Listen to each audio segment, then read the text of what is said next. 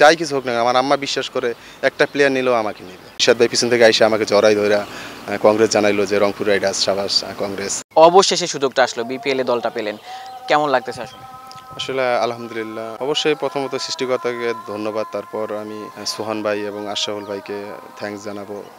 এবং আসলে শুধু সোহান ভাই আশরাফুল ভাই না, পুরো রংপুর ডিপার্টমেন্টকে আমি থ্যাঙ্কস জানাবো, কারণ তারা সবাই আমাকে চিনে, তারা আমাকে শেখ জামালও সরি খেলাইছিল।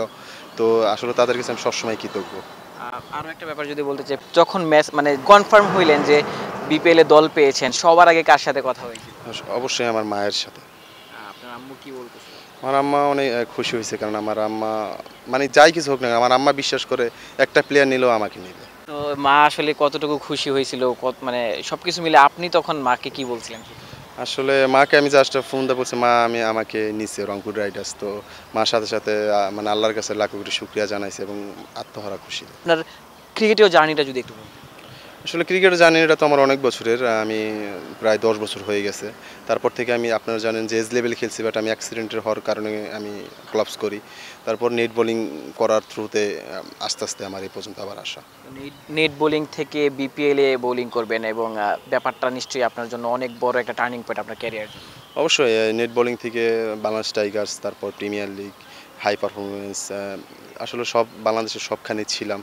তো আসলে বিপিএল এ লাস্ট ইয়ারও ছিলাম, বাট ড্রেসিং রুম ইউজ করে আমার অনেক একটা এক্সপিরিয়েন্স গ্যাদার হয়েছে। তো অবশ্যই আমি আশাবাদী এই বছর যদি আমি সুযোগ পাই মাঠে, তাহলে অবশ্যই আমি সেটাকে কাজে লাগাতে পারবো। লেগ স্পিনারদের জন্য একটু বেশি কঠিন কিনা, কি মনে হয়? অবশ্যই কঠিন, শুধু লেগ স্পিনার না, আপনি যে কোনো প্লেয়ার যদি ম্যাচ না খেলে তার জন্য অনেক কঠিন। আচ্ছা, তো আপনার ক্রিকেটীয় আইডল যদি বলেন, লেগ স্পিনার হিসেবে কার মতো হতে চান কিংবা কাকে দেখে লেগ স্পিনার হতে চেয়েছিলেন? আসলে আমি তো ফার্স্টে শুরুতে পেস বলার ছিলাম। তো আসলে আমি কাউকে দেখে ওরকম হই নাই, বাট আমার শাহিদ আফ্রিদিকে ভালো লাগতো, আর এখন আদিল রশিদ, রশিদ খান, আসলে সবার বলি দেখা হয়, বাট আমার অ্যাকশনের সাথে কিছুটা আদিল রশিদ এবং রবি বিষ্ণয়ের বোলিং আমার ভালো লাগে।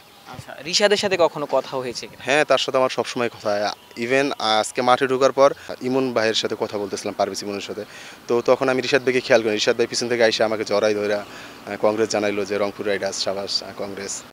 তো দুই লেগ স্পিনারের মধ্যে আসলে বেশ জম্পেশ একটা আন্ডারস্ট্যান্ডিং নিশ্চয়ই রয়েছে। অবশ্যই আছে, কারণ আমরা লেগ স্পিনার, আমি সবসময় দোয়া করি রিশাদ ভাই ন্যাশনাল টিমে খেলতেছে, আল্লাহ তাআলা যেন তাকে ভালো করে।